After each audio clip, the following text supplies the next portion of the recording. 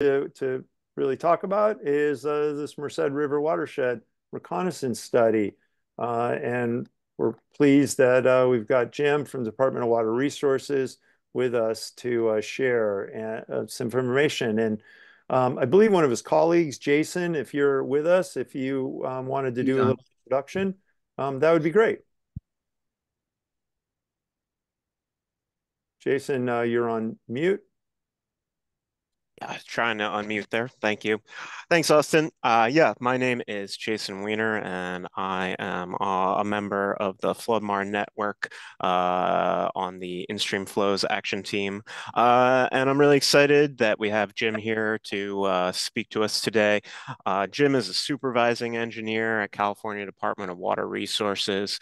He's in the Flood-Managed Aquifer Recharge group, and he is the project manager of the San Joaquin Basin Flood-MAR watershed studies, where he gets to lead an innovative team exploring many state-of-the-art climate change, vulnerability, and adaptation assessments using a pretty broad integrated tool set that we're going to learn about today. The studies illustrate a at-scale, innovative, creative solution to many of California's water resources challenges that include climate change resiliency, flood risk reduction, groundwater sustainability, water supply reliability, and healthy ecosystems. That is a mouthful, so I'm glad I got that out of the way, and I can let the expert take over. So we can all give a sort of silent round of applause and kick it off to Jim. One thing I'd like to just get out of the way logistically is we're going to ask that folks hold questions until the end of the presentation. So as Austin mentioned, after we're done, we'll have a Q&A session. You can raise your hand or write in the chat and we'll be sure to get to you. But we asked that we're just going to go through this first and get to questions at the end. So thank you again and take it away, Jim. Okay, thanks, Jason. And thanks to the Flood-MAR network. Just check and make sure folks can see my initial slide. Yeah, it looks and good. You can hear me okay. Okay, good. All right, thanks, Austin, for your help as well. Okay, so today I'm going to start with an intro that has with a distinctive, and that is what we're talking about today is Flood-MAR at scale. So specifically watershed scale. I do and now. So what's that? Sorry, Jim. I didn't realize I had mute off. Okay. We're all good. Let's see.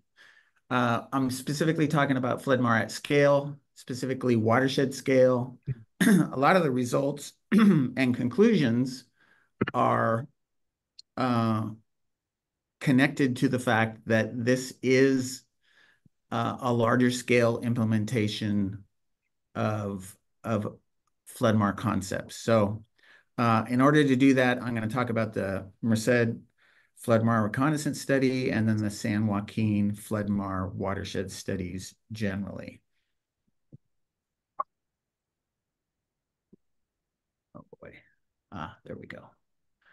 Okay. So if you asked a water manager in the Central Valley about water management challenges, they would point to these three, especially in the San Joaquin. Flood risk, decline of native species, habitats, processes, and then declining groundwater levels. Big challenges facing the region, challenges facing the state of California.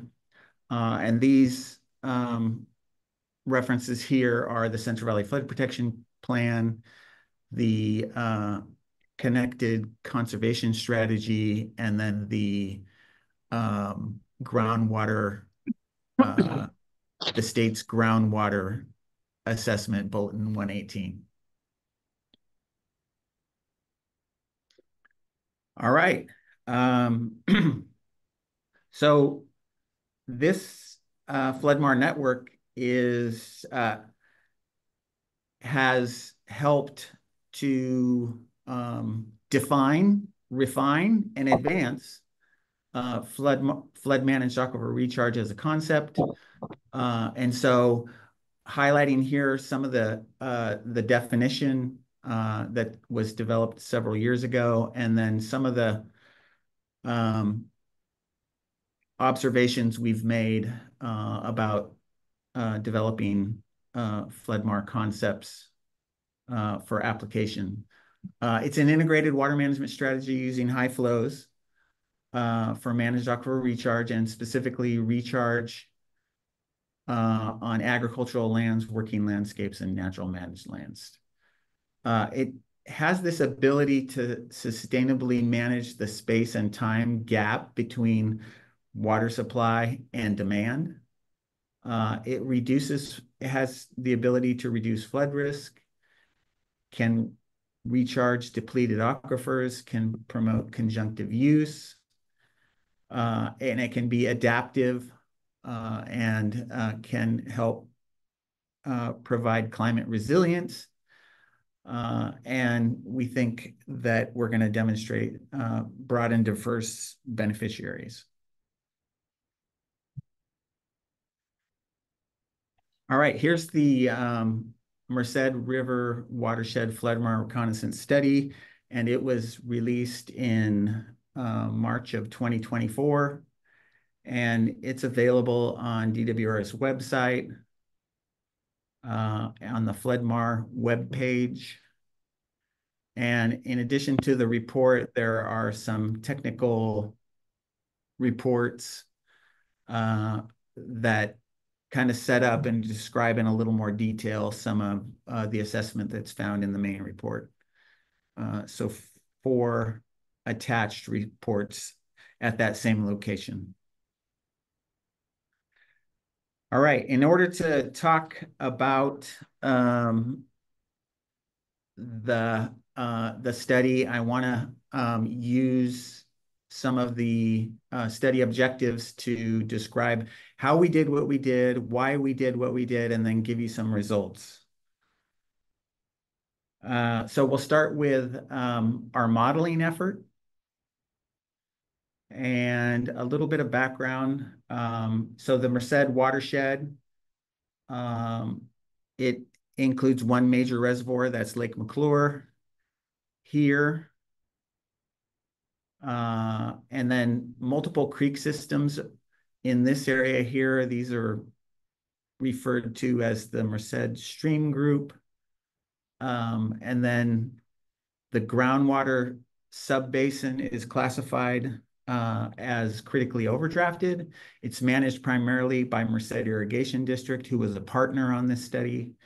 And there's extensive conveyance to get water to primarily agricultural fields, 862 miles, 132,000 acres of ag land.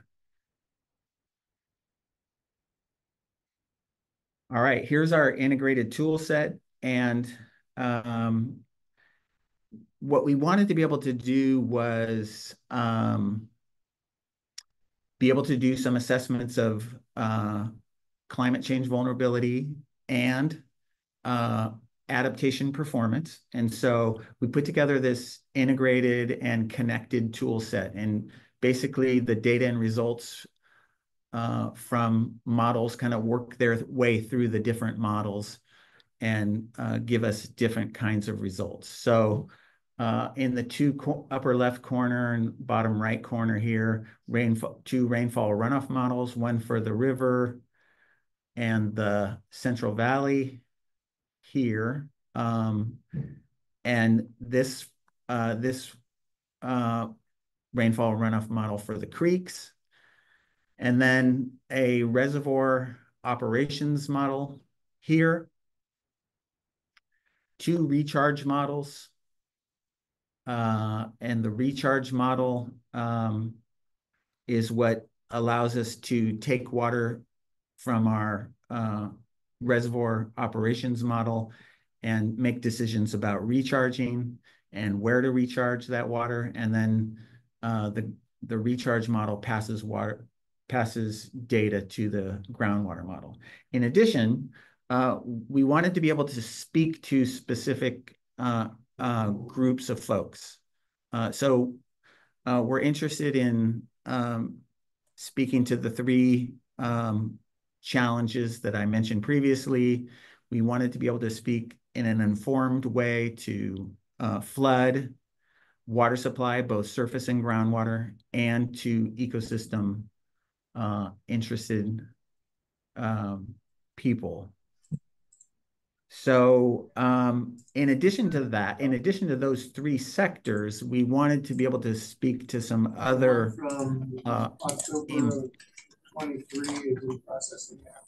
important participants that would be essential to implementing a FloodMAR action, such as farmers, landowners. And so if you go through that list in your head, you can think about how the reservoir operations model is probably going to speak to the flood folks, the surface water supply folks. The groundwater model is going to speak to the groundwater folks. And then the recharge tool we've found speaks well to farmers and landowners because it includes considerations for how long a field can be wet, or the soil can be a little bit saturated, and includes consideration of crop type and the soil conditions and the connection to the groundwater system. So each of these tools, in addition to providing results, we're hoping is speaking to the different sectors and some of the important FloodMAR implementation. All right, let me talk a little bit about climate change vulnerability. What we wanted to be able to do is we wanted to be able to provide some assessment of climate change vulnerability. And specifically, we wanted to move water managers from beyond a description of the mechanisms of climate change effects. For example, climate change will increase the amount of rainfall versus snow, and change especially snowpack. And so we wanted to move folks beyond that to be able to quantify what those effects were. And so I'm going to show you a little bit about that. Here's an example result. This is a little bit of hydrology and a little bit of operations. So this rule curve here with the dashed line is the Lake McClure operating rule curve. And what it does is it defines flood operations up here and water supply operations down here generally. And it directs the water manager to operate according to flood rules or operate according to water supply rules, depending where you are in terms of storage. So this is storage from October through September. And you can see that there's more storage available for flood operations in the winter, less in the summer. So, and then this is hydrology of inflow into the reservoir. You can see this is starting with current on the right here. The black line is the historic hydrology, the average historic hydrology flowing into the reservoir. And you can see that over time with climate change effects, that the runoff into the reservoir is moving to earlier in the year. So it's moving from significantly in the summer to now more in the spring months. And our observation about that is that these rule curves were created based upon historic hydrology. So where you operate for flood, where you operate for water supply, is based on analysis of historic hydrology. Historic hydrology is the hydrology is changing with climate change, and this rule curve is not changing. So there is some flexibility for water managers in operating the reservoir, but the rule curve is fixed. The hydrology is not. And so what I'm going to show you is a little bit of what is the effect of having this fixed rule curve and having a now modified hydrology. So what we did, one of the things we wanted to do with climate change vulnerability is we wanted to acknowledge uncertainty. So the climate change future and the hydrology associated with it are uncertain. And so what we did is we looked at a range of potential temperature increases, 0 to 4 degrees Celsius, and then a difference in precipitation here on the x-axis, and that's 80% to 130% of the historic amount. And what you can see is the inflow into the reservoir during the spring is 689. And as climate changes, you get kind of a response to that change where if you go here to the right, you're going to see improved storage conditions in the reservoir. It's going to be a wetter hydrology over here. But over here, you're going to have a drier hydrology, drier performance, diminished performance in terms of runoff into the reservoir in the springtime. And then what we do is we combine that with the probability of the different climate futures of occurrence. So here's what we've done is we've taken the global climate models, we've mapped them onto our surface that you saw on the previous slide. 0 to 4 degrees Celsius is to the same range, 80 to 130% of precipitation. And you see in 2040, this is the probability or risk result of collecting all those global climate model results. And you can see that the focused most probable future is right here at 2 degrees Celsius, no change in precip, but there is some probability of a 10% increase in precipitation.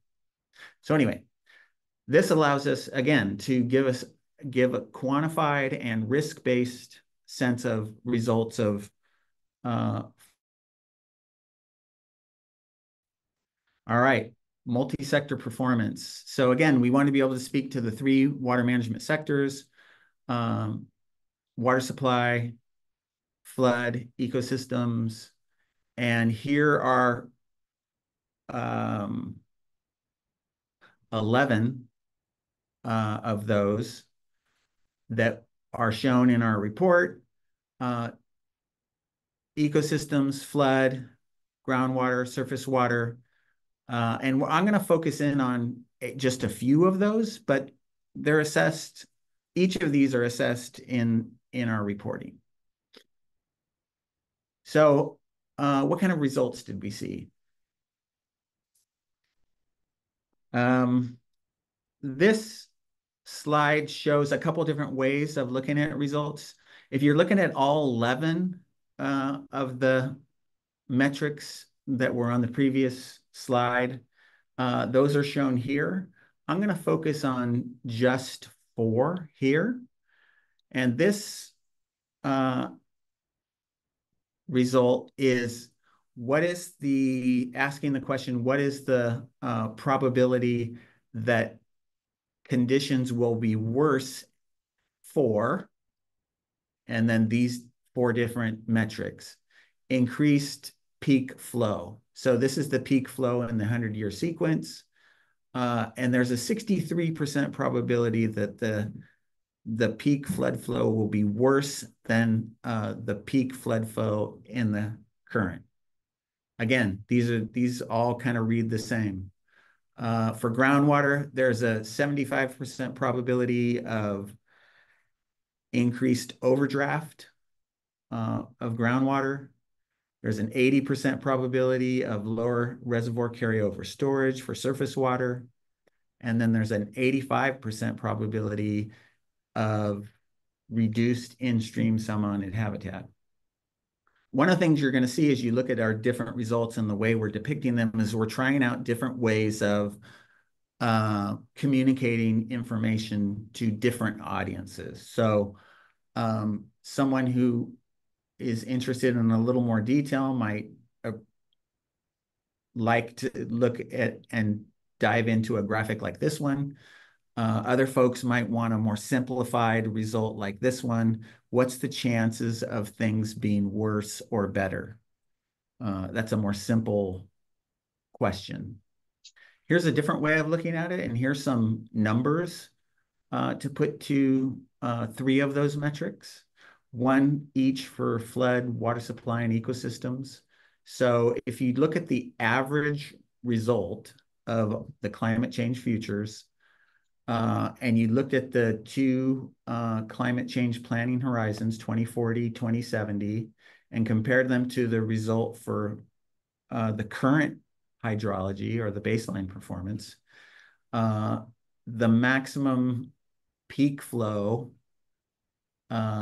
for downstream of Lake McClure is 7,300 CFS. The average probable future with climate change would double that flow over 15,000 CFS. And then this result in 2070, the average probable future is about 4 times the current performance of the system. Again, groundwater overdraft, same, you can read it the same way. This is the current performance. There's about 50,000 acre feet of annual groundwater overdraft in the Merced groundwater subbasin. That would increase by a little over 50% in 2040 on average, and then it would double, the overdraft amount would double by 2070. Last one here, in-stream salmonid habitat. This is based on weighted usable area. Again, 531,000 acre days per year in the current or baseline condition, and then that decreases to 509 and then 492. So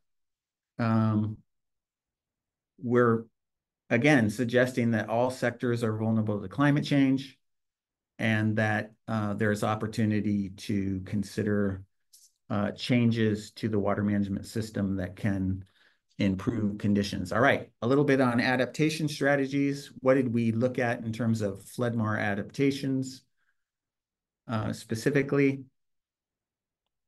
And we're specifically interested in performance. Again, quantifying the effects of those strategies we think is helpful for the different water management sectors.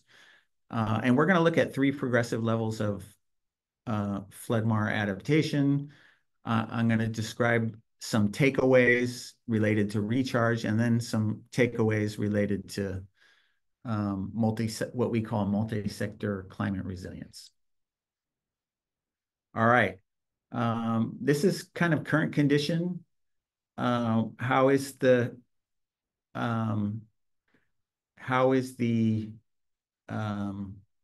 how are the water management sectors performing currently without any changes? And we're seeing declining performance with climate change. And then we're describing a level 1 adaptation as recharge. And this recharge is defined, for those of you that know, by the State Water Resources Control Board streamlined permitting guidance. So we use that guidance to determine the amount of water available for recharge. And this is primarily something that might be implemented by local irrigation districts and farmers and groundwater sustainability agencies.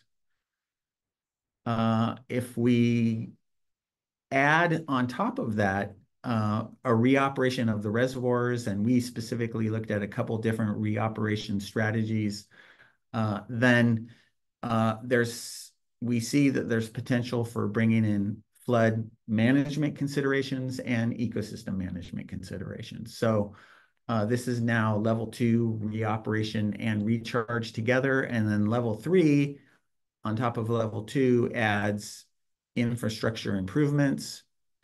And we're looking at things like eliminating bottlenecks in the conveyance system, specifically for recharge, or improving headgate capacities for fields, and then seeing the result of that addition. On the landscape, our adaptation strategies look like this. So from the Merced River, we're diverting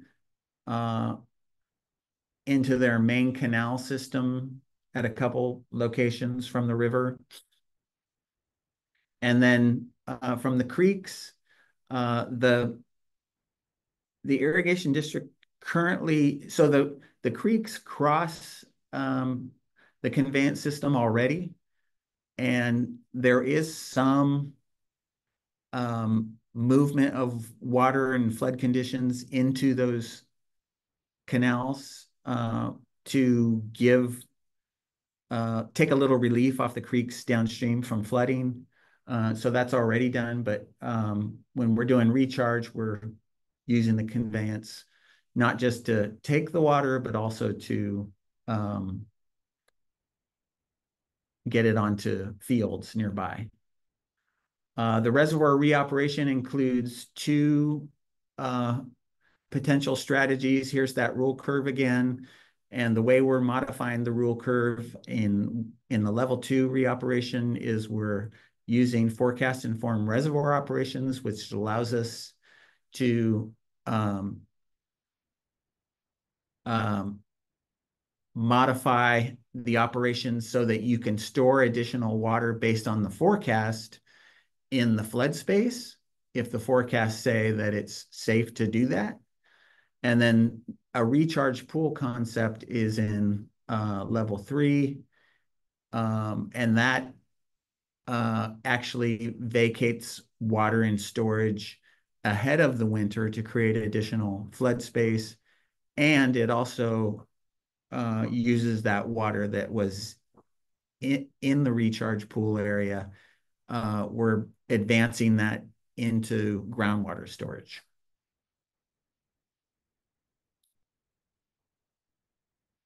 All right. So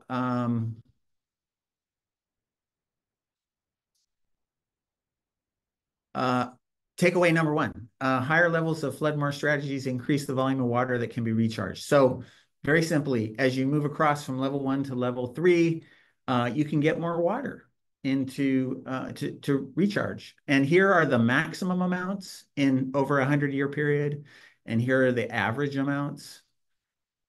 So you can see that as you go from level 1 to level 2, you get about 4 times increase in recharge, getting to level 2, and then level 3, adding the infrastructure, another 150% of the level 2 amount.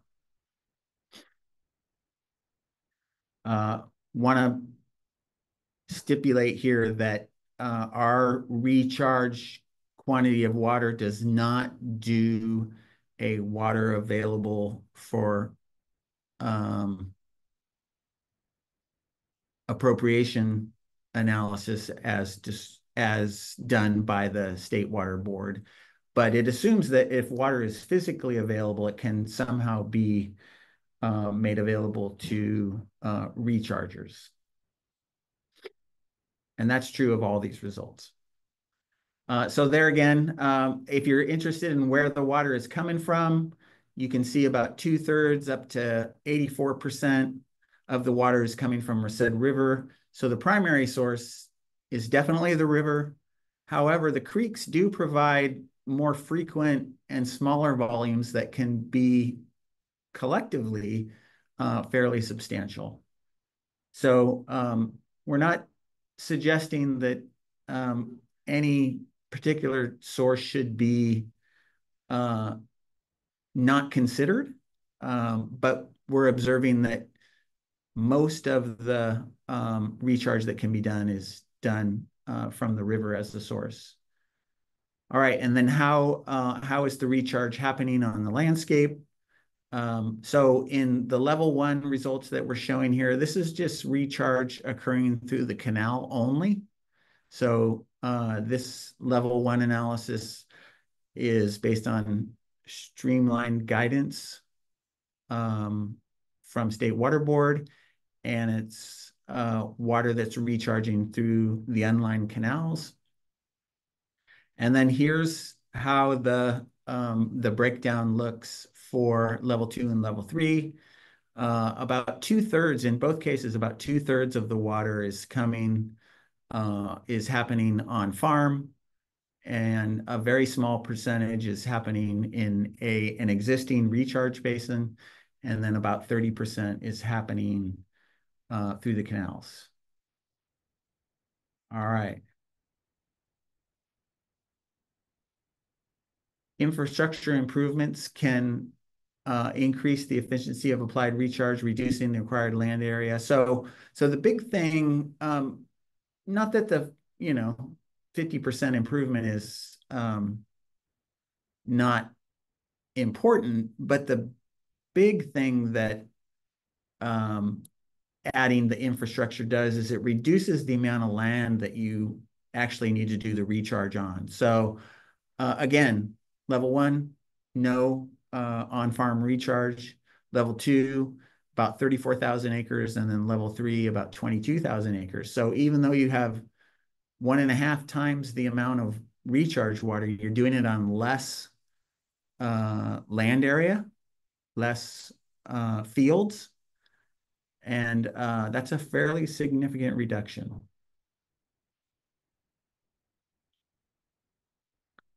All right, I want to spend a little bit of time here. So the recharge tool, the off-the-shelf version of the recharge tool, I hope my friends at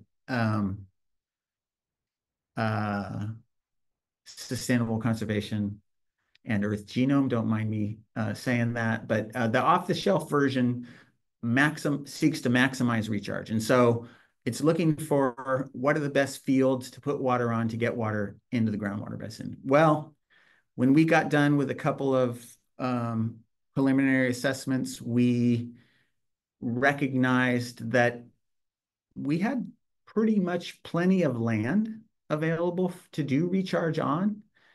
And so we wanted to be able to try, can we prioritize or emphasize certain outcomes? And so we looked at a few different ones. The 4 that we looked at were groundwater dependent ecosystems, disadvantaged communities, in-basin retention, and subsidence areas. And so what we did is what the GRAT team did is they kind of rewrote the logic of the tool to emphasize putting water on near these areas that we wanted specific outcomes. So what you're going to see here is results from some groundwater hydrographs. And this is the baseline condition down here. And you can see that I've got two results to show you here. One is a result, a scenario that emphasizes getting water to groundwater dependent ecosystems. And then the other one is emphasizing getting water to disadvantaged communities. Back for something. And then get my dad's medical records. Excuse me, can everyone please mute their microphones? The other one here is the opposite. So this has a disadvantaged community emphasis and against a GDE emphasis. Now, what we find is that you get benefits to the other recharge areas because the way the aquifer responds to the recharge, but you can successfully, I call it colloquially, stack water in certain locations and get a desired response. So we found, for example, that you can stack water near groundwater dependent ecosystems in a way that's beneficial to those to the GDEs, and you can also stack water near disadvantaged communities in a way that will be hopefully beneficial for those communities as well. And we're refining this approach in our continuing studies. All right, utilizing existing infrastructure for recharge can improve water supply and groundwater sustainability. So going back to that graphic that I showed you previously about the vulnerability, 50, 79, 101, going from current conditions from baseline to 2040 and 2070. And then if you add the streamlined approach here, you get a small improvement in the groundwater overdraft condition. And then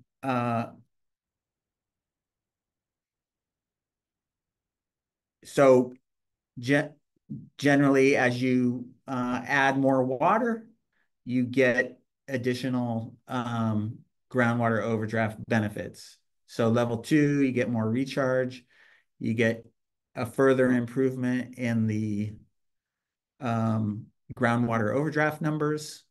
So the way to read this is at 2070 with no action, you're at about 100,000 acre feet per year. You can reduce it to about 93, and then to 77 with level 2, and then 66 with level 3. So you can have fairly significant effects on reducing groundwater overdraft. This one is focused in on the level 2 and level 3 strategies. So if you then add in flood and ecosystem managers onto a project that integrates reservoir reoperation with recharge, you can simultaneously enhance flood protection, improve water supply still, and deliver ecological benefits as well. And what you can do is you can think about, okay, what do these results look like to each one of the water management sectors? So this is the same result that I just showed you. And then this is the result for flood. So you get essentially no improvement to flood, the maximum peak flow on Merced River with level 1, but you get fairly significant improvements with level 2. This is the 2040 level down here with the dark black, and then the gray tops here are the 2070 levels. And that's happening at the same time that those water supply effects that we talked about previously. Here's the ecosystem effect. Again, you see that with the streamlined level 1, oh, my light just went off in here. Sorry. the level 1, you get virtually no effect on the in-stream cell-mounted habitat, the weighted usable area, but you can get some fairly significant effect improvements to that by reoperating the reservoir and using some of that storage for improving cell-mounted habitat conditions. All right, I need to get through this one quickly because we're running out of time, but this is the way that we're using the reservoir reoperation to support ecosystems. So this shows a baseline condition and in gray, and then a FEROMAR combining forecast informed reservoir operations with managed aquifer recharge concept in the green here. And what you can see is that, and then this is the baseline conditions of inflow to the reservoir and the downstream flows here. And then, so what we do here with the FERO is we allow water to encroach when we can into the flood space. And then we are recharging water down here. We're providing recharge water, that quantity with the dashed line of this this release that's up to this green line.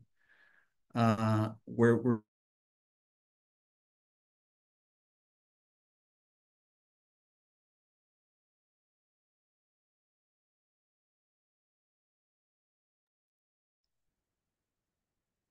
Is anyone else experiencing gem freezing?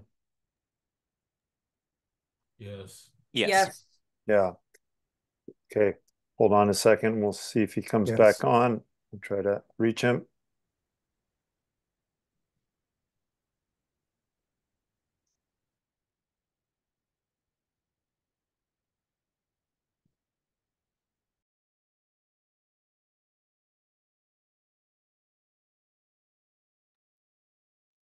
All right. Well, maybe that we just lost our presenter. It sounds like he was having some electrical problems in the building.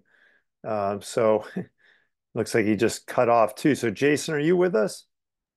I am here. Yes. Yeah, well, we'll see. He might be trying to log back in. I don't know if in the interim, we'll give him a few minutes if you wanted to take a look at the questions in the chat. Maybe we can have, I don't know if we can have a dialogue without him, but there might be something that you could speak to. Yeah, and I don't know if any of Jim's colleagues are on or any of the consultants or folks Yeah. from DWR who contributed to the study that can maybe address some of the questions Byron Amerson asked, if the annual inflow volume under the curves was similar. This was the forecasted inflows to Lake McClure for the baseline and future conditions where we saw that kind of shift in inflows. So, looking at if you look at the total area under the curve, which would be, the annual inflow volume to the reservoir, is it stationary? Is it non-stationary? So I don't know if anybody has that answer. I mean, I'm sure we could conjecture based on, broad general knowledge of climate studies for that area, what folks think. I don't know if the average my understanding is the average conditions don't change that much, but interannual variability goes off the charts. You have some very, very dry years where it's significantly reduced, and then you have some very, very wet years where it's significantly increased. But once you kind of average those things, it might not actually change. The Louise Conrad asked what types of infrastructure were included in level 3 scenario. And that is something that I really can't speak to. So I don't know, again, if there's folks who are involved with the study who have some details on what that level 3 infrastructure kind of included that facilitated that significant both increase in volume of water able to be recharged, but also that simultaneous kind of reduction in land to achieve that recharge. Let's Hey, see. Jim, are you back with us? I Oh, am. You there? I'm saved. Yeah. Well, thanks for, yeah, you got hung up and looks like you came back. So we just were trying to buy some time. Thanks for taking the effort to get back on with us. Would you like to wrap it up and finish up here Yeah, with your sorry about presentation? that. No problem. We figured you're having some electrical problems or something. Okay, well, let me wrap this slide up by just saying that we've taken a look at some of the challenges in the water management system in all the water management sectors, and we tried to provide improvements to each of the water management sectors. And this is a slide that describes kind of how we do that using the reservoir reoperation. And with that very general description, I'm going to move on. This is a graphic I showed you previously. Again, this is the probability that future performance is going to be worse, 63%, 75%, 85% for the 3 water management sector areas. And then with the level 1 actions, we get virtually no improvement for level 1, but we do get an improvement for groundwater overdraft. Level 2, some more significant improvements. And then level 3, again, more significant improvements. And you see the numbers there. We're reducing the climate vulnerabilities that are showing up based on the hydrology with these. And then a little bit on implementation, what next? And I was hoping to answer these 3 questions. Can we improve understanding of water management vulnerability to climate change? Should we plan for and manage water at the watershed scale? Are multi-sector solutions implementable? I'm going to move through this quickly. We're now working on 5 Flood-MAR watershed studies using this Merced study pilot approach. We're now doing a watershed studies in Calaveras, Stanislaus, Tuolumne, Merced, and Upper San Joaquin. Upper San Joaquin includes 3 reservoirs rather than just 1. But here's our timeline. The study and really finish up documentation. December 2024 is our finish the study, all the analysis, and have all of our results. December 2024, and then we hope to get documentation wrapped up in 2025. Just want to acknowledge that we're working on how to communicate climate change vulnerability to folks, how to help them understand the quantified results, and showed you a couple of different ways that we're doing that. This one tries to connect, both of these try to connect the vulnerability to the adaptation performance. And then watershed scale planning. I mean, our big observation is that, it increases the amount of challenges that you're engaging with as a planner when you're looking at watershed scale, but it also increases the opportunity. So for example, it allows us to reoperate the reservoir and recharge water together and provide multi-sector benefits. All right. Are these things implementable? This is from the Department of Water Resources Strategic Plan. One of the goals, one of 5 of the goals is to pursue innovative infrastructure solutions. And then under that goal, there's, I think, 3 objectives. And And the first objective, modernize infrastructure and integrate nature-based solutions.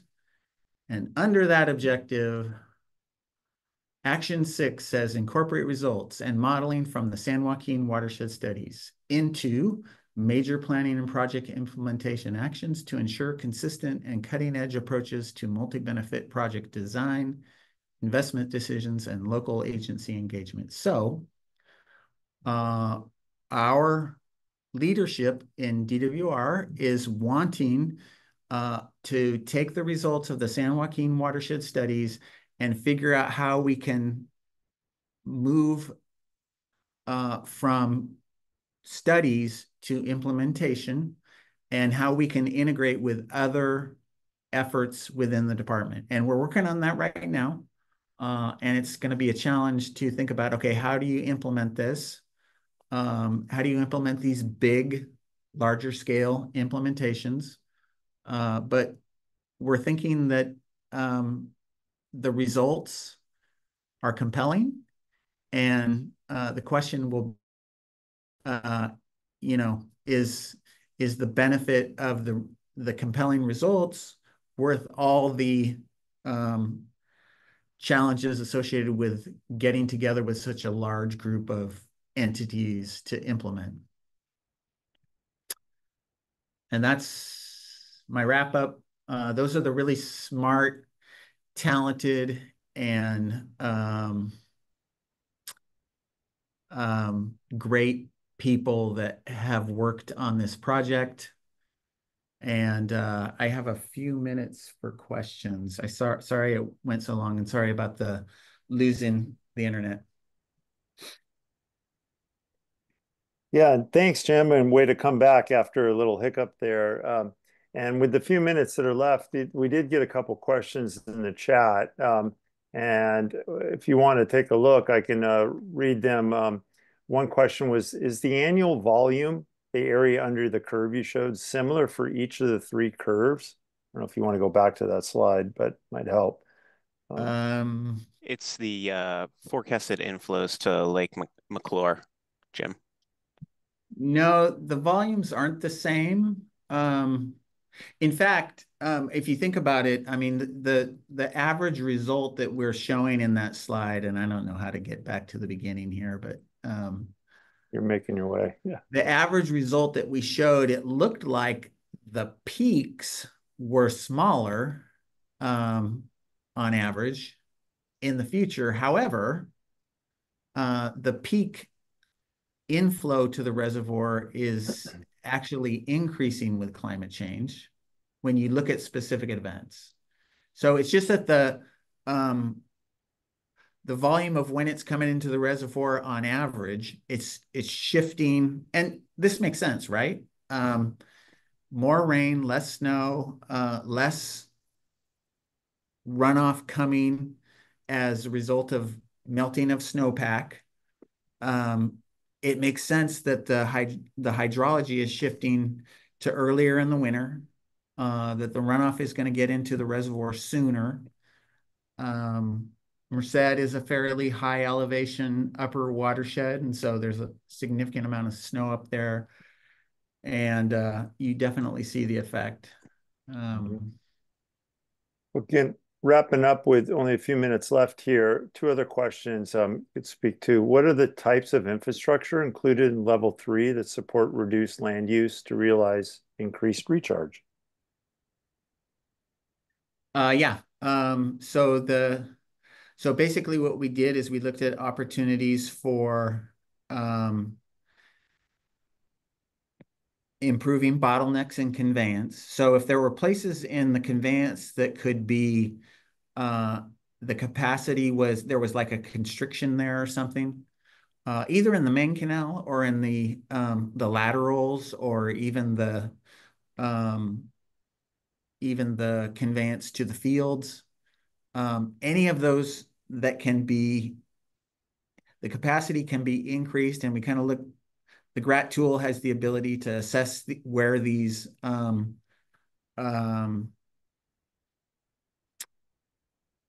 pinch points, or whatever you want to call it, are. And then, we just did a simple modification of those, what the capacity is at those locations that were constrained, and then you're able to recharge more water on less land area. Okay. It's described in further detail in the Merced study report, and it will also be described in the upcoming 5 watershed study reports. Great, thanks. I know we're just wrapping up here. There's just one last question. Did you consider using any groundwater or surface water interaction models as part of your integrated tool set? Groundwater interaction models. Well, I'm not sure how to answer that question, but I will say that our groundwater model that we did use for the Merced study was, while we had a significant buffer around the entire Merced watershed, it was, the model was really for the Merced watershed and the groundwater subbasin there. The 5 watershed studies are including one groundwater model for all of the 5 watersheds. And so what that will allow is it'll allow us to see what are the effects when you do, because what we're finding is you're able to do more effective recharge in some watersheds than others. And so it will show us, what effect does it have on neighboring watersheds? How much movement is happening across from subbasin to subbasin, and it'll give a fuller picture of the entire what we call the San Joaquin Basin, all the 5 watersheds together, how they affect one another, and there'll be a little bit of a holistic view of how water moves underground, whether you want it to or not. All right. Well, I think we're right at 1:32, so we're scheduled till 1:30. So any final words, Jason or Tim? No, I have more questions for James, but I'll just follow up with them later. Yeah. Okay, and I'm sure people will have questions. So if anyone wants to follow up with you with any other questions, are they welcome to do so? And how might they contact you? Yeah, they can contact me. I'm trying to figure out. I should have included that on a slide. I apologize.